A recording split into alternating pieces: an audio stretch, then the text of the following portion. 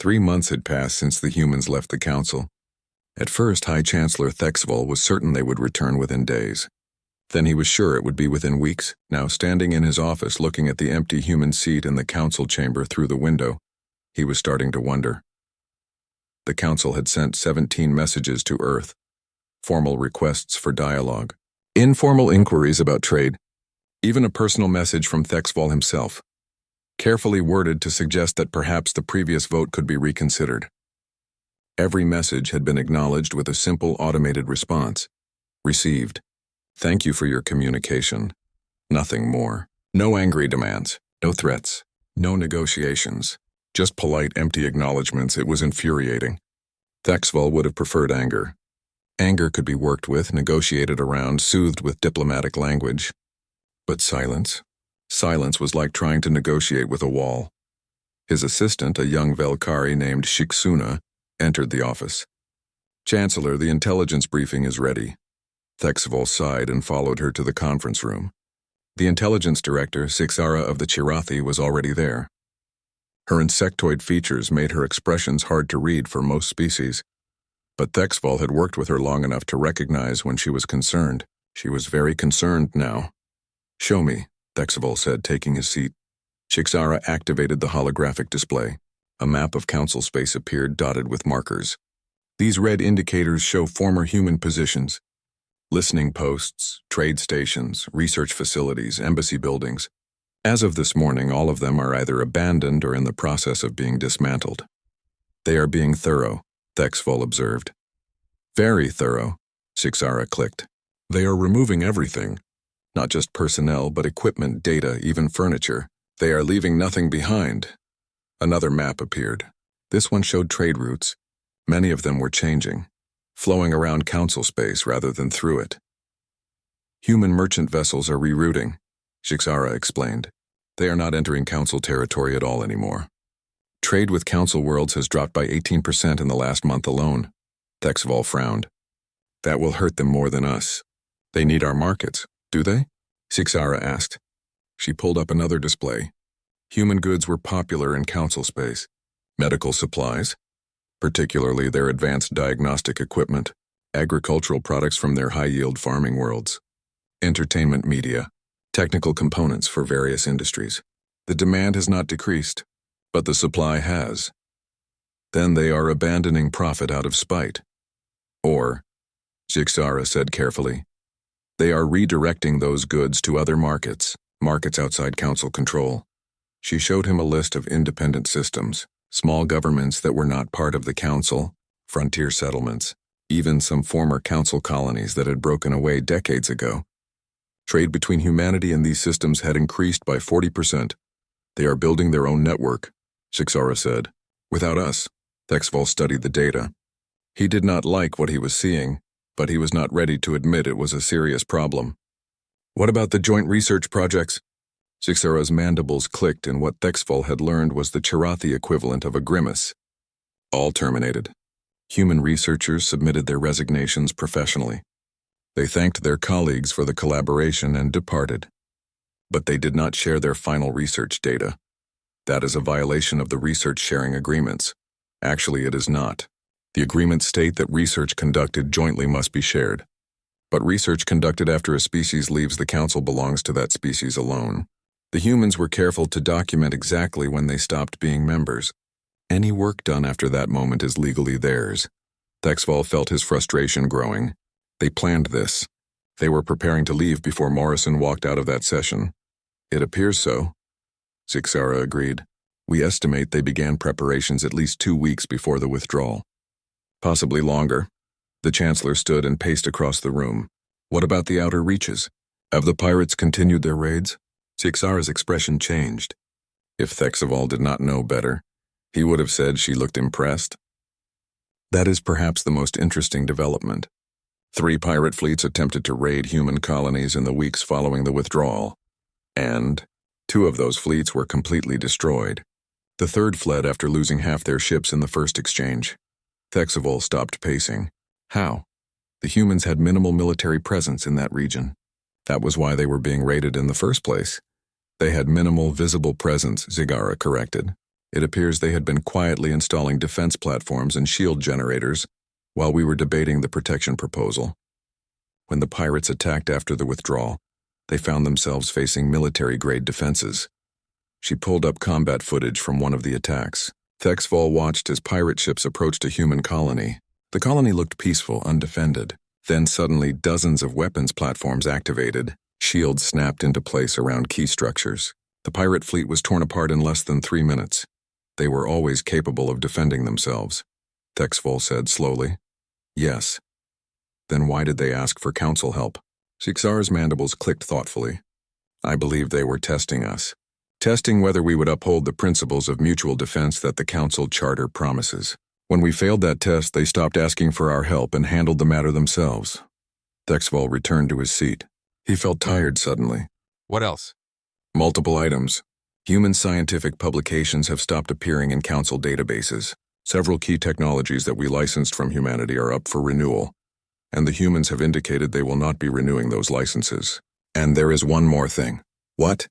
Lisa Grant submitted her resignation this morning. Thexval's eyes widened slightly.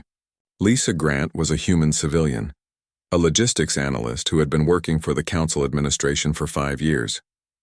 She was very good at her job. Her reports on supply chain efficiency had saved the council millions of credits. Did she give a reason? Yes. Shixara pulled up the resignation message. It was brief, professional, and devastating. I can no longer in good conscience work for an organization that does not value the contributions of my people. Thank you for the opportunity. I wish you well. Attached to the resignation was a final report. Thexval read through it, his concern growing with each paragraph. It was an analysis of council operations, specifically focusing on human contributions over the past 30 years. The numbers were striking. Human engineers had designed or improved 42% of the systems on Apex Prime. Human agricultural techniques had increased food production on council worlds by an average of 30%. Human medical advances had extended average lifespans across multiple species. Human ships had responded to more disaster relief calls than any other 3 species combined. And now all of that was simply gone.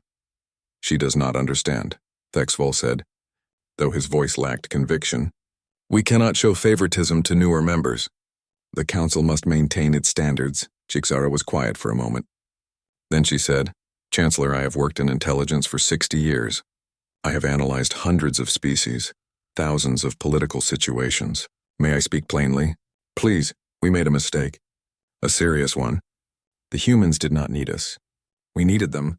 We simply did not realize it because they were so willing to help, so eager to contribute. We mistook their cooperation for dependence. Thexval wanted to argue, but he was looking at the data, and the data did not lie. What do you recommend? I recommend we send a formal apology and an invitation to return as full equals. No probationary periods. No restrictions based on membership length. True equality. Elder Kresh will never agree to that. Then perhaps Elder Kresh needs to see what I am seeing. Shixara pulled up another display. This one showed economic projections. In 6 months, if current trends continue, the council economy will be in recession. In 1 year, several major industries will face critical shortages. In 2 years, we will be significantly weaker than we are now. You are being dramatic. I am being accurate. The humans integrated themselves into our civilization at every level. Now they are removing themselves just as thoroughly, and they are doing it without anger, without spite, without making demands. They are simply walking away. That is what makes this so dangerous. They do not want revenge. They do not want concessions. They just want nothing to do with us. Thexval stared at the projections. He did not want to believe them, but Shixara had never been wrong about these things. I will speak with the other council members, but I cannot promise anything. Meanwhile, in the frontier regions of human space, Captain Ben Hayes stood on the bridge of the Defiant. His ship was a destroyer, one of the newer human designs. Fast, well-armed, and equipped with excellent sensors. Right now, those sensors were showing him something that made his stomach turn. A Chirathi colony ship was under attack. 2 council escort vessels were trying to defend it, but they were outmatched. The pirates had brought 6 ships this time, and they were pressing their advantage. Captain, his tactical officer said, the Chirathi ship is hailing us. They are requesting assistance. 6 months after humanity withdrew from the Council, the cracks were becoming impossible to ignore. In the Zenthari shipyards orbiting their homeworld, Chief Engineer Voxtar stood looking at a row of half-finished warships. They were beautiful vessels, sleek and powerful, representing centuries of Zenthari design philosophy. They were also useless. How many? Voxtar asked his assistant. 42 ships currently under construction, all waiting for fusion core installations. And our supply of cores? We have enough to complete 7 ships, maybe 8 if we ration carefully. Voxtar's stone-like features did not show emotion the way some species did, but his frustration was evident in the grinding sound he made. For 40 years, the Zenthari had used human-designed fusion cores in their ships. The cores were more efficient, more reliable, and easier to manufacture than the Zenthari's own older designs. They had been happy to license the technology. It had seemed like a good arrangement. Now the licenses had expired, and humanity was not renewing them. What about the Velkari alternatives? Voxtar asked. His assistant made a gesture that indicated displeasure. We installed them in 3 test ships last month. 2 of the cores have already failed. The third is operating at 70% efficiency. Unacceptable. Yes, Chief Engineer, but it is what we have. Voxtar looked at the unfinished ships. The Zenthari fleet was supposed to be expanding. Instead, it was contracting. Ships were being decommissioned faster than new ones could be completed, and with the pirate raids increasing in the outer reaches, they needed those ships. Contact the Council, Voxtar said.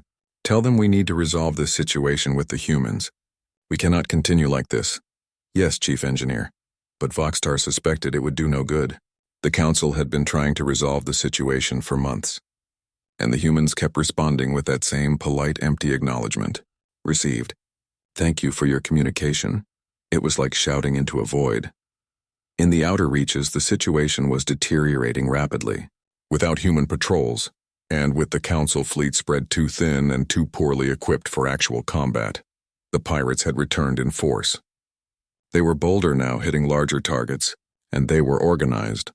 Commander Lixazil of the Velkari patrol ship Moonlight was learning this the hard way. Her ship had responded to a distress call from a mining colony. They had arrived to find 6 pirate vessels already in position. 6 raiders used to operate in pairs at most, shields at 60%. Her tactical officer reported. We cannot take much more of this. Lixazil made a decision. Signal retreat. We cannot help them. It was the 3rd colony this week they had been forced to abandon. The Moonlight was a patrol ship, designed for showing the flag and intercepting smugglers. It was not built for fleet combat. None of the Council ships were, really. The Council had not fought a real war in centuries. Their ships were symbols of power, not instruments of it. As the Moonlight fled, Lixazil thought about the human patrol vessels she used to see in these regions. Smaller than her ship, less impressive looking. But they had never retreated. They had fought and they had won. Now they were gone, and the outer reaches was paying the price. Send a message to Council Command. Lixazil said quietly. Tell them we need reinforcements. Tell them this sector is lost without them. Back on Apex Prime, High Chancellor Thexval was receiving similar reports from across the frontier. Colony after colony was being hit. Council ships were being defeated or forced to retreat, and the requests for help kept coming. He sat in his office with Zixara and Elder Kresh. The tension in the room was thick enough to cut. We must request human assistance, Zixara said. This situation is beyond our current capabilities. No, Kresh rumbled. The massive Zenthari elder stood like a mountain. We do not beg juveniles for help. We are the Council. We have maintained order in this galaxy for 3,000 years. We will handle this ourselves. With what ships? Zixara clicked her mandibles sharply. The Zenthari cannot build new vessels. The Velkari fleet is designed for ceremony, not combat. The other species' fleets are either too small or too far away. We need help. Then we will reorganize our forces, Kresh said. Pull ships from trade route patrols. Consolidate our strength. We tried that, Thexval said tiredly. Last month, remember? We pulled ships from 6 sectors to reinforce the outer reaches. All that accomplished was making those 6 sectors vulnerable. Trade convoys started getting raided. 2 Council member worlds were threatened by local warlords who thought we were weak. Then we need to make an example, Kresh insisted. Show strength. Destroy one of these pirate fleets utterly. With which fleet? Zixara asked. Our ships keep losing. Destroying one pirate group will not solve the problem. There are dozens of them now. And they are coordinating. This is not random raiding anymore. This is organized. Thexvol pulled up a tactical display. Red markers showed pirate activity. There were so many red markers that some sectors looked like they were bleeding. Someone is supplying them, organizing them. This level of coordination does not happen naturally. Who? Kresh demanded. We do not know. But whoever it is, they waited until the humans left to make their move. They knew the humans were the real strength in these regions. Now that strength is gone. Kresh was silent for a long moment. Then he said, "We will manage. We always have." Jigzara's mandibles clicked in frustration, but she said nothing. Thexvol recognized the futility of further argument. Kresh would never admit that the council needed humanity. His pride would not allow it. The meeting ended without resolution. As Jigzara left, Thexvol stopped her. "Give me an honest assessment." "How bad is it?" Jigzara looked at him with her multifaceted eyes. "In 3 months, we will lose control of the outer reaches entirely. In 6 months, the instability will spread to core territories. In a year, the council as we know it may not exist. You are being dramatic. I am being optimistic. That assessment assumes the situation does not get worse. But it is getting worse. Every day, more pirates. More raids. More colonies crying for help we cannot provide." Thexvol sat down heavily. "What would you have me do?" "Kresh speaks for a significant faction. If I go against him directly, the council will fracture even more. Then perhaps the council needs to fracture. Perhaps the species who understand what is happening need to act, and the stubborn ones need to learn from experience. That could mean civil war, and the alternative could mean complete collapse. Choose your disaster, Chancellor." After Jigzara left, Thexvol sat alone in his office for a long time. Through the window, he could see the empty human seat in the council chamber. No one had sat there in 6 months.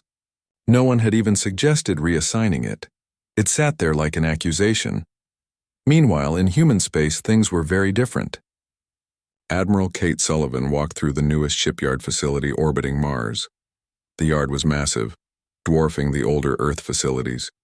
And it was busy. Dozens of ships were under construction. Unlike the Xanthari's half-finished vessels, these ships were being completed on schedule. "Production is ahead of target," the yard supervisor told her. His name was Chris Martinez, an engineer who had helped design the new facility.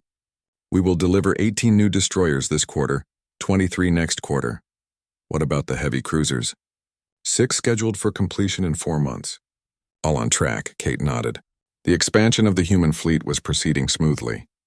Without council regulations limiting military construction, they had been free to build what they needed.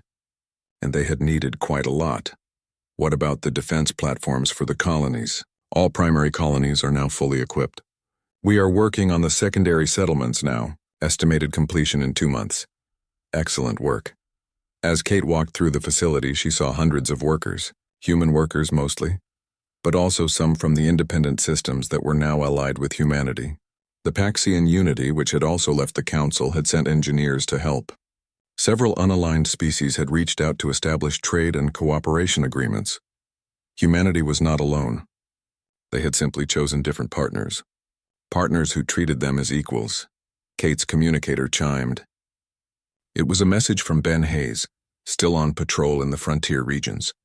She opened it and read quickly. The Chirathi colony ship from 3 months ago had made it safely home. The Chirathi government had sent a private message of thanks to humanity for the pirates breaking off their attack when the Defiant appeared. The message was private. Because the Chirathi were still council members, they could not officially thank humanity without council approval, but they had found a way to express gratitude anyway. Kate composed a brief response. Acknowledged. "Tell them we wish them well." That was the most she could do.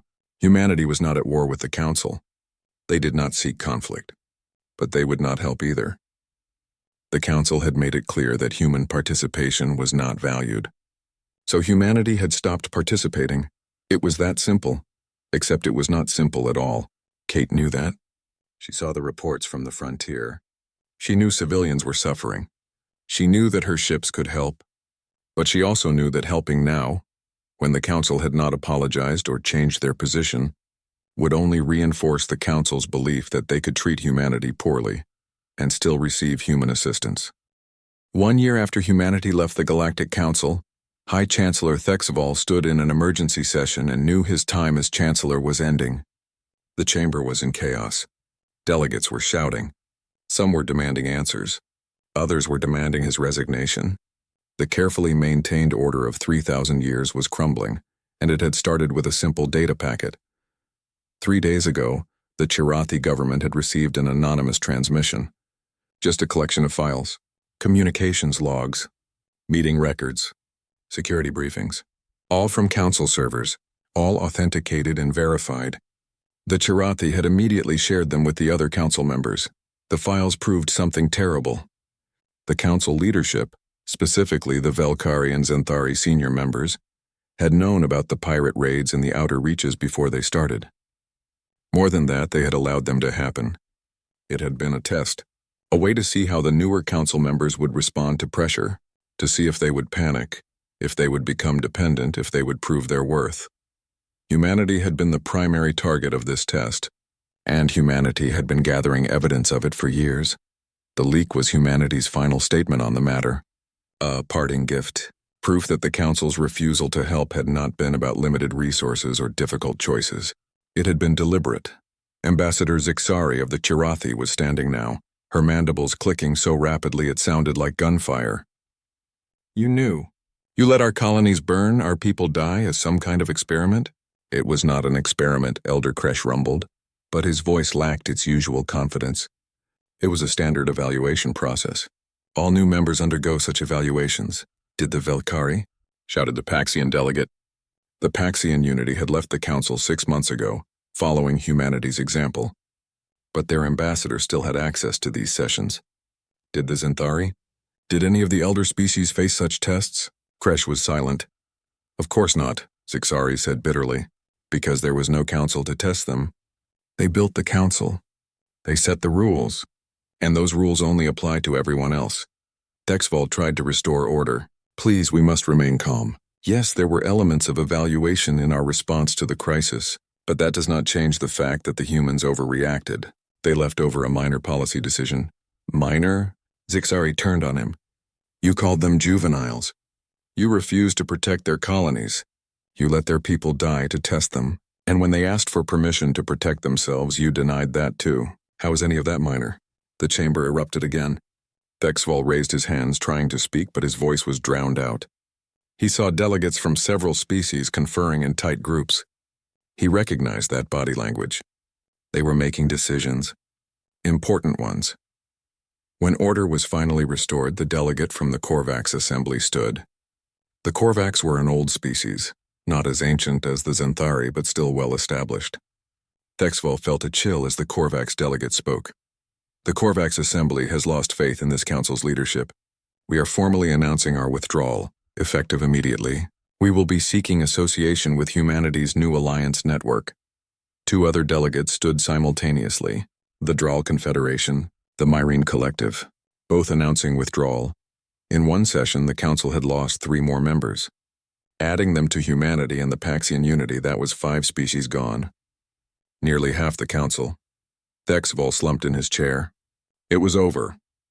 The Galactic Council as it had existed for thousands of years was collapsing, and he had helped cause it. This session is adjourned, he said quietly. No one argued. As the delegates filed out, Zixari approached him. I did warn you, Chancellor. You did, Thexval admitted. I should have listened. What will you do now? Resign. Today. Someone else can try to salvage what remains. If anything can be salvaged, perhaps something better will rise from these ashes, Zixari said. The old council was built on hierarchy and age-based authority. Perhaps the new one will be built on actual equality. Perhaps, but I will not be part of it. Thexval looked at the empty seats in the chamber. So many empty seats now. Tell me, Zixari, did your people receive any communication from humanity about these documents? No, the transmission was anonymous. But the humans are the only ones who could have gathered this evidence. They were always very thorough in their record-keeping, and they waited a year to release it. Why? Chisara's mandibles clicked thoughtfully. I believe they wanted us to have time to apologize on our own, to admit our mistake without being forced.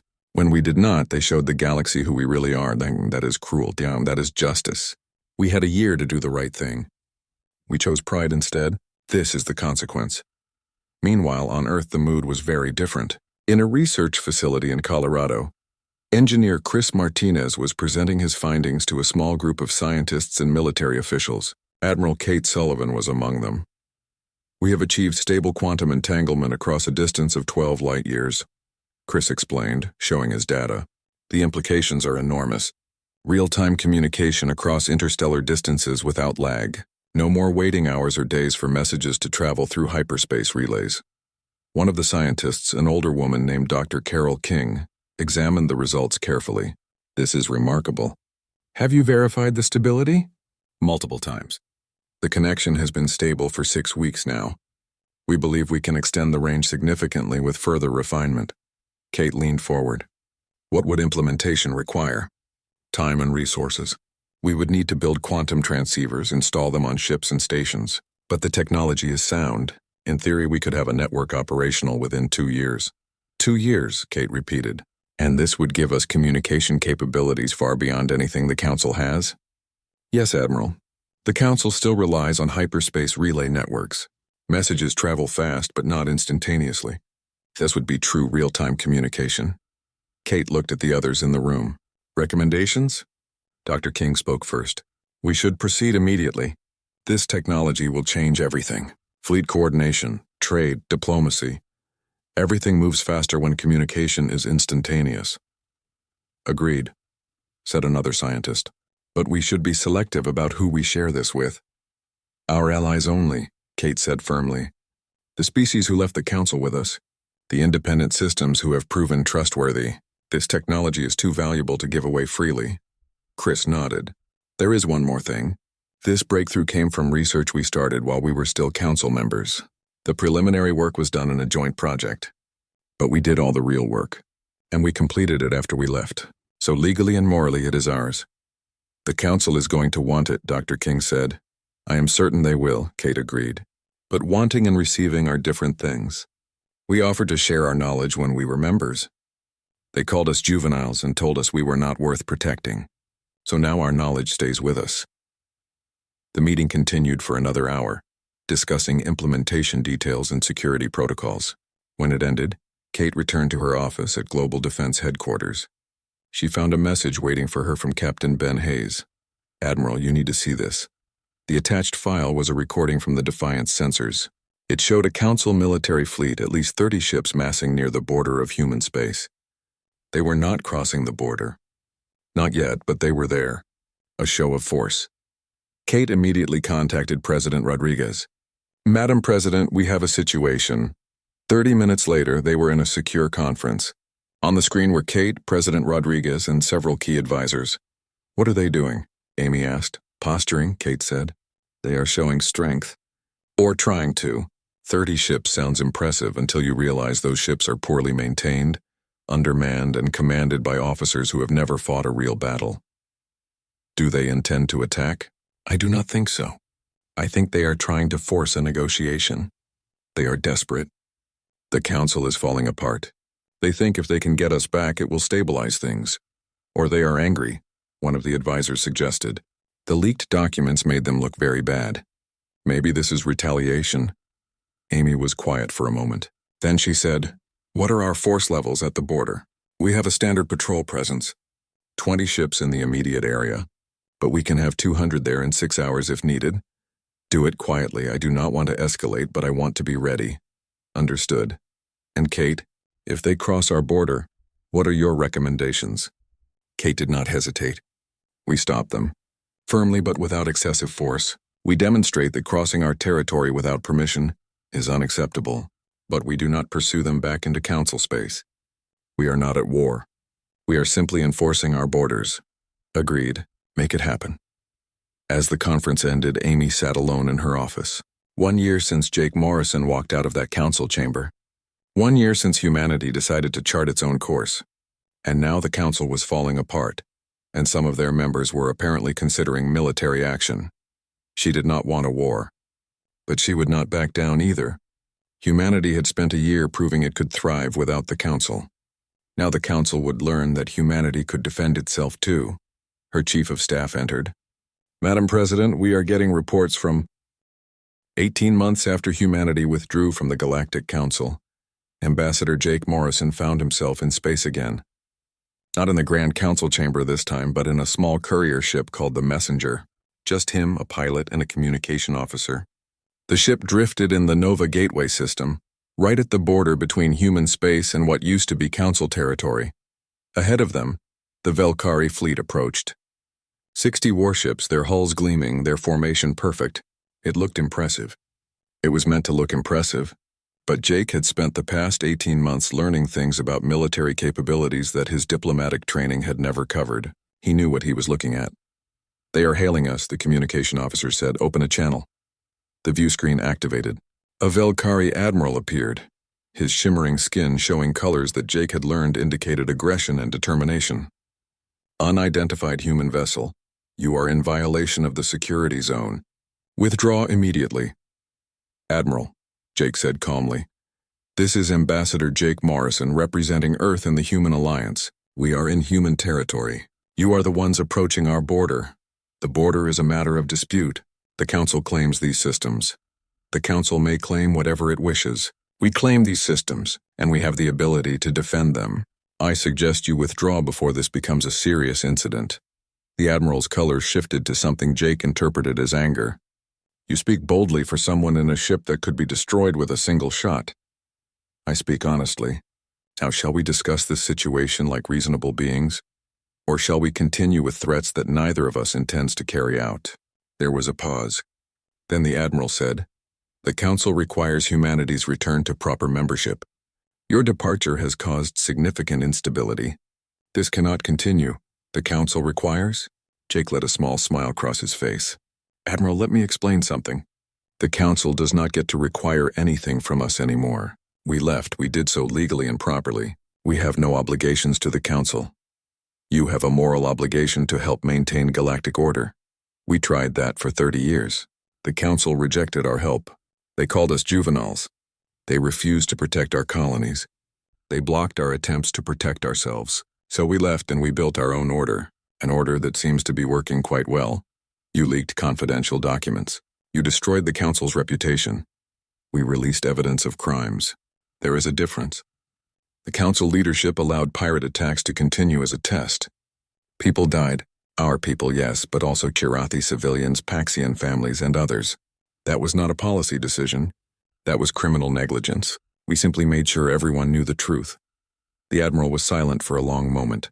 Then he said, "The fleet will enter your territory. You will accept Council authority, or there will be consequences." "Will there?" Jake asked. "Let me tell you what I see, Admiral. I see 60 ships. Impressive number. But I know those ships. I have read the specifications. I know their maintenance history. Half of them are using outdated Velkari fusion cores because you cannot get human-designed ones anymore. A quarter of your vessels have skeleton crews because qualified personnel are in short supply. Your ships look good, but in an actual fight they would last about 20 minutes against a modern human fleet. You cannot possibly have enough ships to—" Jake gestured to the communication officer. The screen split, showing sensor data. The Velkari Admiral went very still. The data showed 60 human warships surrounding his fleet. They had been in stealth mode, completely undetectable. Now they were visible. And they were not the older vessels the Council remembered. These were new designs, fast, heavily armed, well-maintained.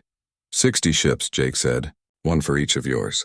Not because that is all we have, Admiral. 60 because it was the convenient number already on patrol in this sector. If you would like to see more, I can request additional forces. We could have 600 here in a few hours, or 6,000 in a few days. Whatever number makes our point clear." The Admiral's color shifted through several shades Jake did not recognize. Fear, probably, and shame. "You have 30 minutes to withdraw," Jake continued. His voice remained calm, but there was steel underneath now. "If you do not, we will detain your vessels. Your ships will be impounded. Your crews will be held until the Council issues a formal apology and reparations to every species harmed by their actions over the past 18 months.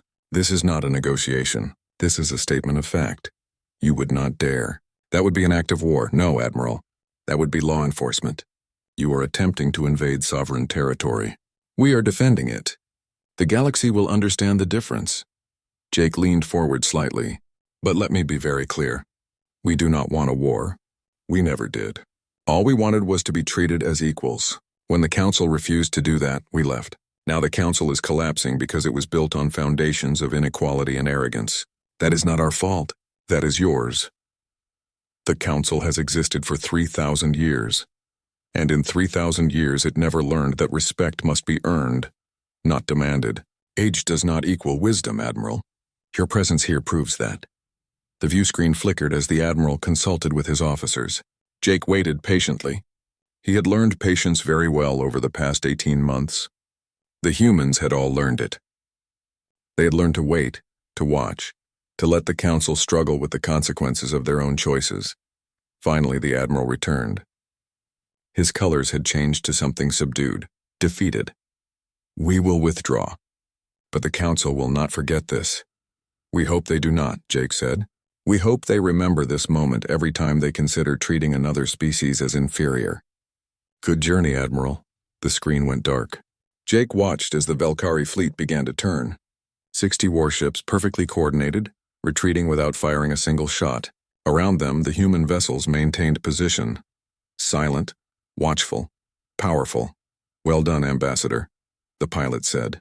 I did nothing, Jake replied. I simply stated facts.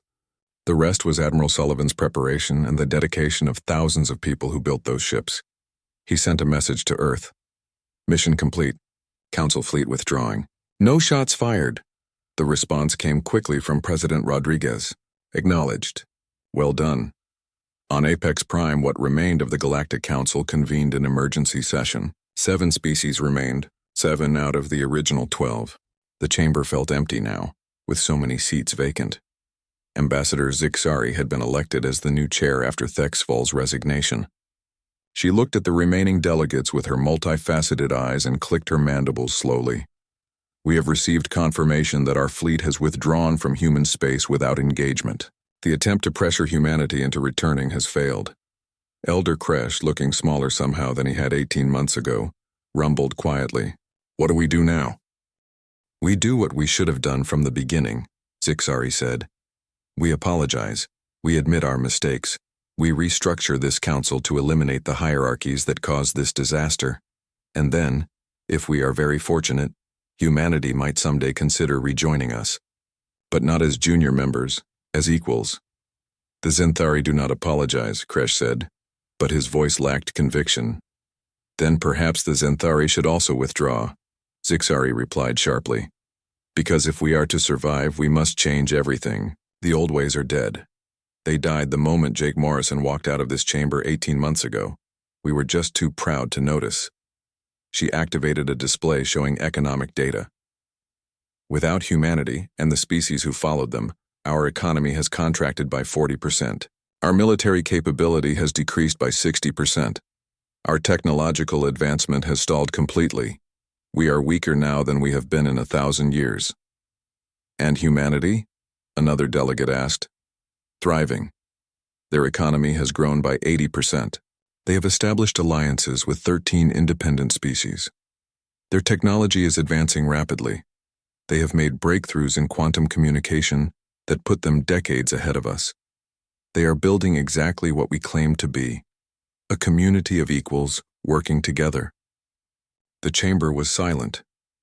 So I propose, Zixari continued, that we vote on comprehensive reforms.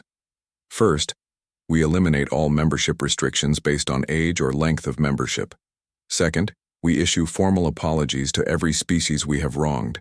Third, we calculate reparations for the damages our negligence caused. And fourth, we send a message to humanity and their allies, not demanding their return, not requiring anything, simply asking if they would consider, perhaps someday, rejoining a reformed council. And if they refuse, Kresh asked, then we have learned what we should have known from the start, that we need them far more than they need us, and we continue trying to earn back what we so carelessly threw away. The vote was called. It passed 6-1. Only Kresh voted against it, and even he seemed uncertain. The reforms were drafted, the apologies were written, the reparations calculated, and then a simple message was sent to Earth. No demands, no requirements, just a question. We have changed. We have learned. Would you consider someday perhaps returning? On Earth, President Amy Rodriguez read the message in her office. Admiral Kate Sullivan sat across from her.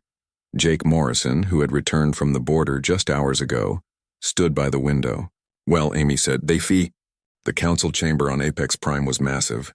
It stretched out like a great dome with seats arranged in a circle. Each seat belonged to one of the 12 elder species who had traveled the stars for centuries, some for thousands of years. The humans had been here for only 30 years. In galactic terms, that was nothing. Less than a heartbeat.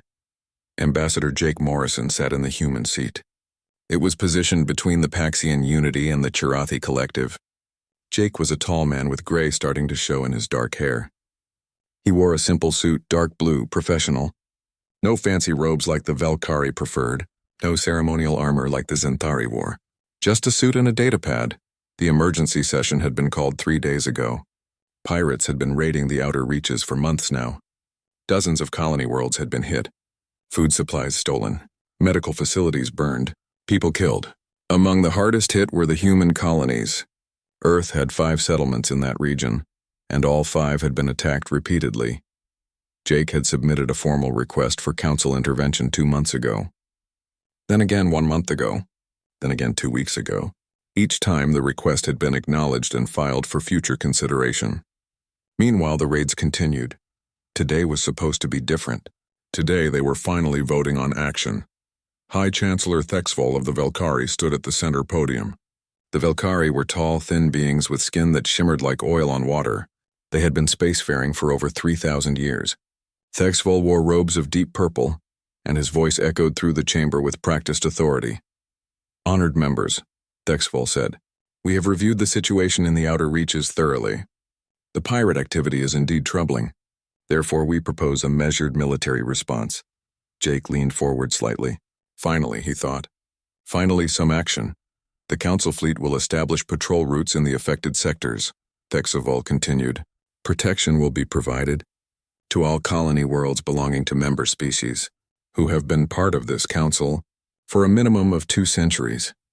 Jake felt something cold settle in his stomach. 2 centuries. Humans had been members for 30 years. He pressed the button on his console to request speaking time. A small light appeared on the central display showing his request was queued. 3 other species had already requested to speak.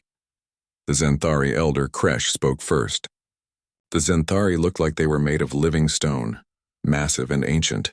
Kresh's voice rumbled like an avalanche. "The Valkyrie proposal is wise. We cannot spread our resources too thin protecting every settlement in disputed space. We must prioritize our oldest and most established members." The Chirathi representative, an insectoid being named Sixara, clicked her mandibles thoughtfully. "What of the newer member species? Their colonies are suffering the most." "Then perhaps," Elder Kresh said slowly, "they should not have expanded so aggressively into unstable regions. The eagerness of youth often leads to poor decisions." Several council members made sounds of agreement. The Paxian ambassador, a small being covered in soft fur, said nothing but looked uncomfortable. Finally, Jake's turn came. He stood and the chamber's attention shifted to him. 12 sets of eyes, some familiar to human biology, others completely alien, focused on the human ambassador. "Thank you, Chancellor," Jake said. His voice was calm and clear. "I must protest this proposal. The pirate raids do not discriminate based on how long a species has been a council member. The attacks are hitting newer colonies because those colonies are in the frontier regions we were encouraged to settle by this very council." Thexval's expression did not change. "Ambassador Morrison, the council's resources are not infinite. Difficult choices must be made." "Then let me propose an alternative," Jake said. "Humanity will contribute additional ships to the protection force.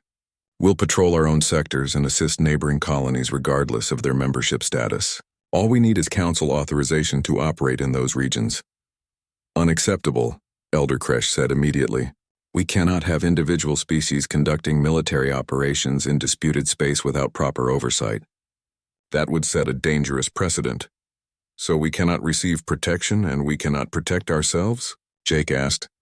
"You can protect yourselves within your own territory," Kresh replied. "But you must understand, Ambassador Morrison, that participation in galactic governance requires patience. Your species is still very young. You are in essence juveniles playing at galactic politics. In time, you will understand the wisdom of the Council's decisions. The words hung in the air. Juveniles, playing at politics. Jake stood very still. His face showed nothing. No anger, no hurt, nothing at all. He had been a diplomat for 20 years before coming to the Council. He knew how to control his expression. I see, Jake said quietly. Thank you for clarifying the Council's position. He sat down. The vote was called. 10 species voted in favor of Thexvol's proposal. 2 voted against humanity and the Paxian unity. The measure passed. Thexvol looked satisfied. The Council has spoken. Protection patrols will begin within the month. Now we move to the next item on the agenda. Point of order, Jake said, standing again. Thexvol paused, looking annoyed. Ambassador Morrison, I wish to make a formal statement on behalf of Earth and all human settlements. Very well. But please be brief. We have much business to attend to. Jake nodded.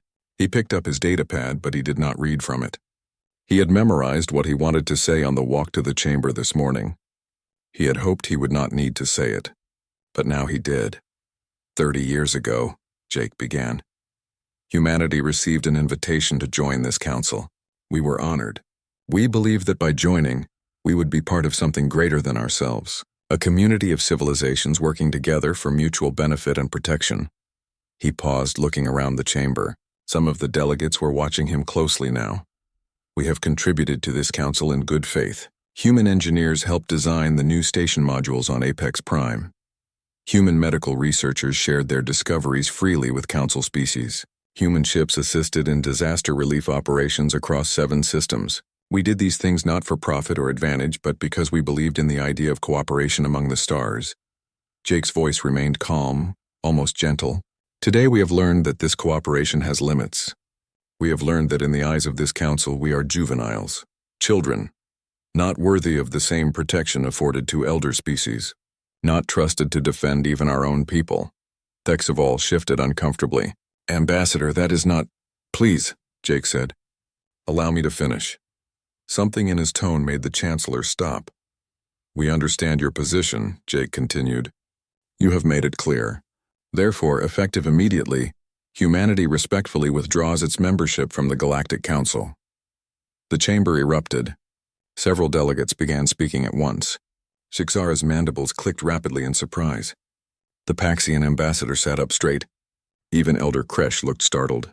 Thexvol raised his hands. Ambassador Morrison, surely that is not necessary. Perhaps we can discuss. There is nothing to discuss, Jake said. The decision is made. We thank the Council for the opportunity to participate. We have learned much during our time here. We wish you all well in your future endeavors. He began gathering his things. His datapad, his copy of the Council Charter, a small photo of Earth he kept on his desk. Morrison, Kresh rumbled, you are making a mistake. Your species needs the Council more than the Council needs you. Jake paused. He looked at the Zenthari elder for a long moment. Then he smiled. It was not a happy smile, but it was not angry either. It was simply sad, perhaps, Jake said. I suppose we will find out. He walked toward the chamber exit. His footsteps echoed in the sudden silence. No one tried to stop him. The massive doors opened automatically, and Jake Morrison, the last human ambassador to the Galactic Council, walked through them. The doors closed behind him with a soft hiss. In the chamber, the delegates sat in stunned silence. Finally, Shixara spoke. Was that wise? Allowing him to leave?